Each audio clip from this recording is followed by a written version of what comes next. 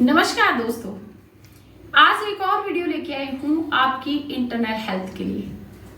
आपकी internal health कैसे सुधरेगी और कैसे आपके रोगों पे कंट्रोल होगा, ये आज की वीडियो में स्पेशल रहेगा। तो चलिए वीडियो की शुरुआत करते हैं।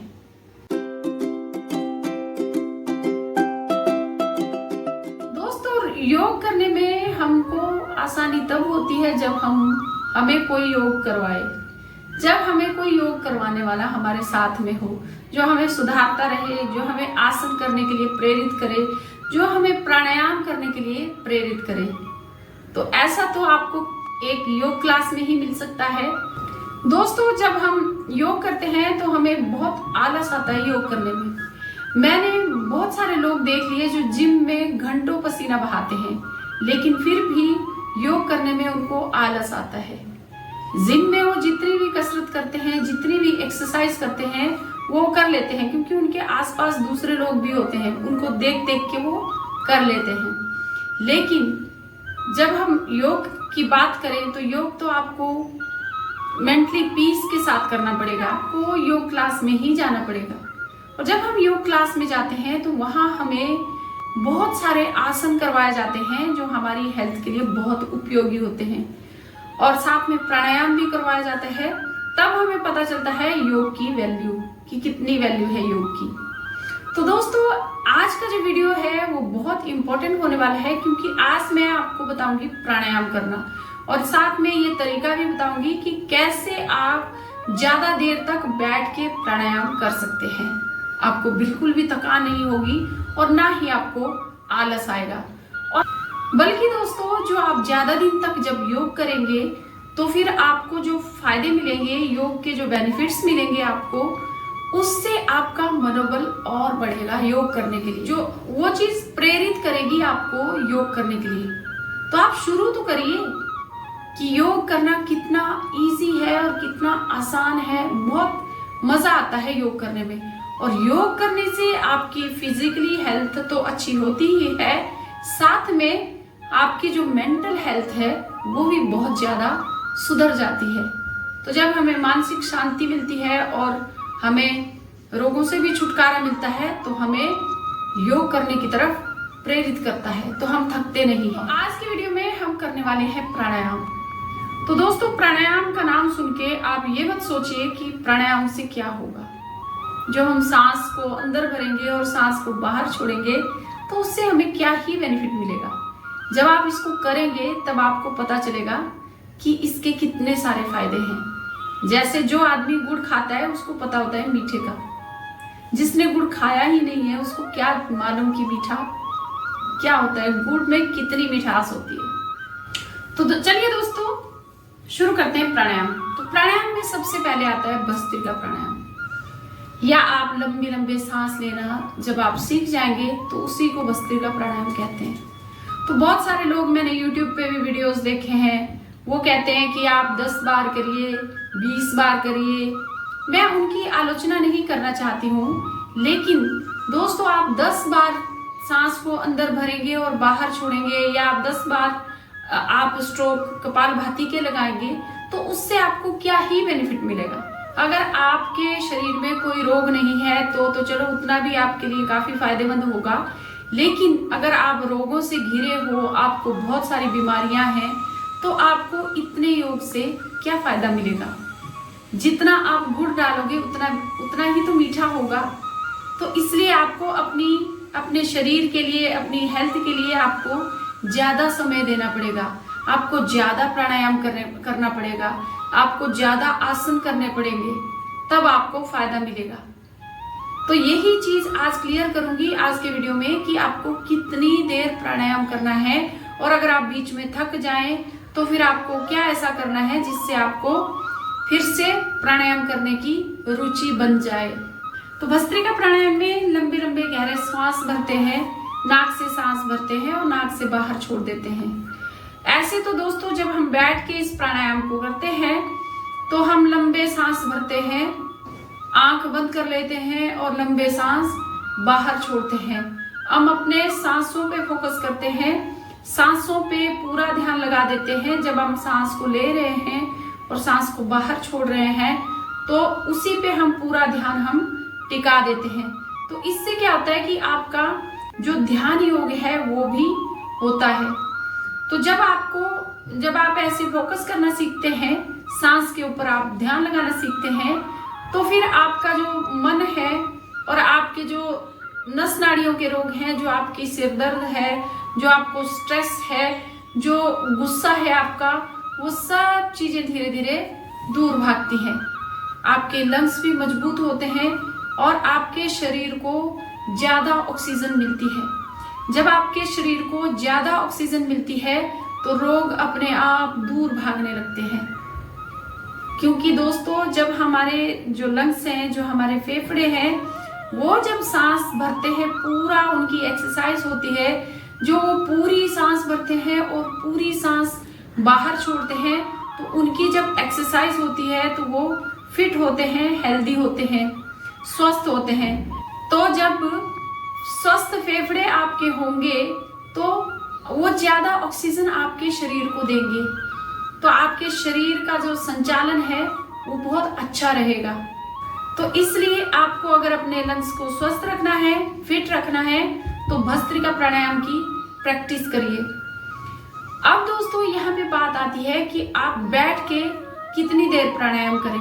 तो ऐसे तो आप भस्त्रिका प्राणायाम को भी कितना ही कर सकते हैं, जितना करेंगे उतना कम है, जितना करेंगे उतना करिए दोस्तों, जितना आपको टाइम मिलता है उतना करते रहिए। लेकिन अगर आपके पास टाइम नहीं है कि आप बैठ के भस्त्रिका प्राणायाम करें, तो थोड़ी देर बैठ के कर लें, जैसे 5 मिनट, 7 मिनट, 10 मिनट भस्त्रिका प्राणायाम बैठ के कर लें। और बाकी का जो भस्त्रिका प्राणायाम है वो ऐसे ही आप पूरे दिन लंबे लंबे सांस लीजिए। जब भी आपको याद आती है कि हाँ मुझे लंबे सांस लेने हैं, आपका ध्यान अपने सांसों की तरफ जाता है, तो तभी से आप लंबे सांस भरना शुरू कर दीजिए। यकीन मानिए दोस्तों, आपको बहुत ज्यादा फायदा मिलेगा। आप करके तो देखिए। तो भस्त्रिका प्राणायाम करने का तरीका यह है, लंबे सांस नाक से भरने हैं, लंबे सांस नाक से बाहर छोड़ देने हैं। आप सुखासन में बैठिए या आप चेयर पे बैठिए या आप कहीं सोफे पे भी बैठ रहे हैं तो भी आप सीधे बैठ जाइए। प्राणायाम जब भी आप करें, इस बात का खास ध्यान रखें। तो अपनी पीठ सीधी रखें और भस्त्रिका प्राणायाम करते रहें। तो इसको जब आप बैठ के कर रहे हैं तो आप कम से कम 5 मिनट कर लीजिए, 7 मिनट कर लीजिए। भस्त्रिका प्राणायाम को भी आप अलग अलग तरीके से कर सकते हैं, जैसे 3 इसके वर्जन हैं। स्लो भस्त्रिका उन लोगों के लिए है जिनके लंग्स वीक हैं, जिनको साइनस की प्रॉब्लम है, जिनको अस्थमा है, यानी जिनको कफ कोल्ड ज्यादा रहता है, वो भस्त्रिका प्राणायाम स्लो करें। मीडियम सभी लोग कर सकते हैं। तो मैं आपको बता देती हूँ स्लो कैसे करते हैं। आंखों को बंद कर लीजिए और हाथों को घुटनों के ऊपर रख दीजिए और हाथों की कोई मुद्रा बना लें। फिर सांस को भरते रहें। जैसे मैं अभी ध्यान मुद्रा बनाई है, ऐसे दोनों टॉप को, अंगूठे के टॉप को और इंडेक्स फिंगर के, मतलब जो पहली उंगली है उसके टॉप को आपस में मिला देना है और ऐसे बैठ जाना है और भस्त्रिका प्राणायाम करना है।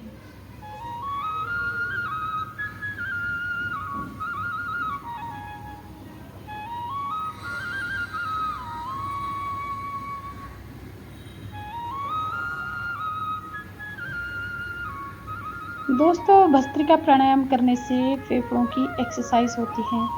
आपके फेफड़े पूरी ऑक्सीजन आपके शरीर को पहुंचाते हैं और जब आप भस्त्रिका प्राणायाम ठीक से करते हैं तो आपके शरीर में कभी भी एनर्जी लेवल डाउन नहीं रहेगा। आपका जो ऑक्सीजन लेवल है वो भी कभी भी कम नहीं होगा।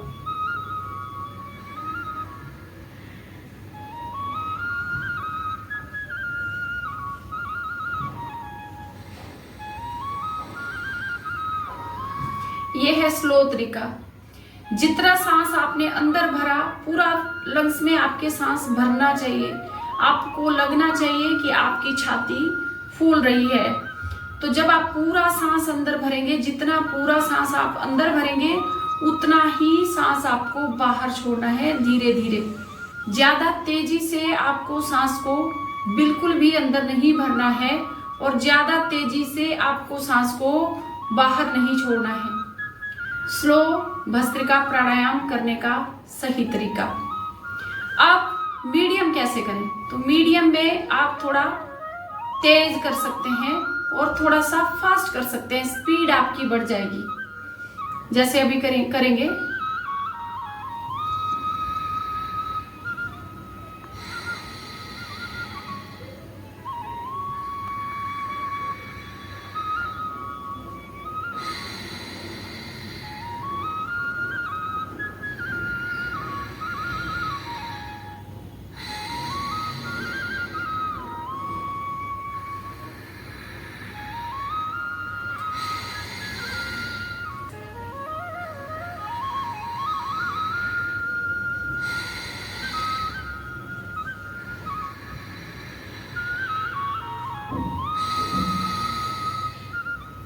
ये है मीडियम भस्त्रिका प्राणायाम करने का सही तरीका।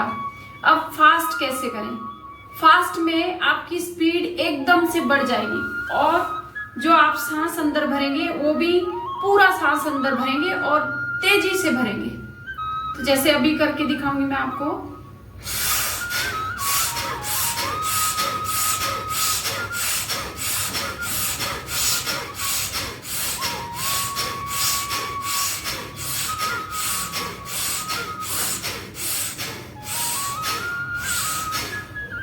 ये तेजी से भस्त्रिका प्राणायाम करने का सही तरीका है। तो दोस्तों आपको ये ध्यान रखना है, अगर आप बिल्कुल स्वस्थ हैं, आपके फेफड़े बिल्कुल स्वस्थ हैं, तो आप पहले थोड़ी देर पहले के स्टार्टिंग में 10-20 सेकंड आप धीरे धीरे सांस को अंदर भर लीजिए और बाहर छोड़ दीजिए। उसके बाद आप तेजी से करिए भस्त्रिका प्राणायाम। तो मुझे उम्मीद है आपने अच्छे से समझ लिया होगा। तो इसी तरह से आपको भस्त्रिका प्राणायाम करना है। जब आपने प्राणायाम कर लिया तो उसके बाद थोड़ा रिलैक्स कर लें, अपनी जंघाओं को सीधा कर लें। ऐसे मैंने सीधा कर लिया पैरों को थोड़ा सा रिलैक्स कर लेंगे। ऐसे थोड़ी हल्की फुल्की एक्सरसाइज कर लेंगे।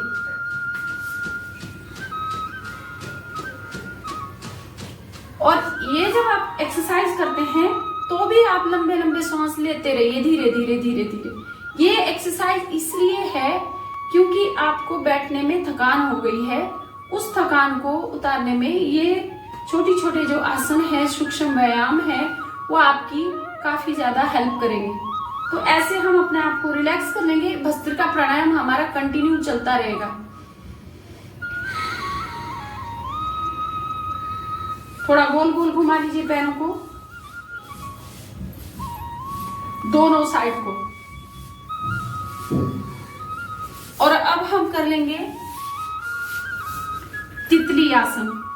दोनों पैरों को ज्वाइंट कर दिया। ये आसन बहुत मजा आता है इसको करने में और ये आपको आपकी जो जंघाएं हैं उनको रिलैक्स करता है, जंघाओं की थकान मिटाता है और फायदे भी इसके बहुत सारे हैं। तो ये तो आप कभी भी कर सकते हैं।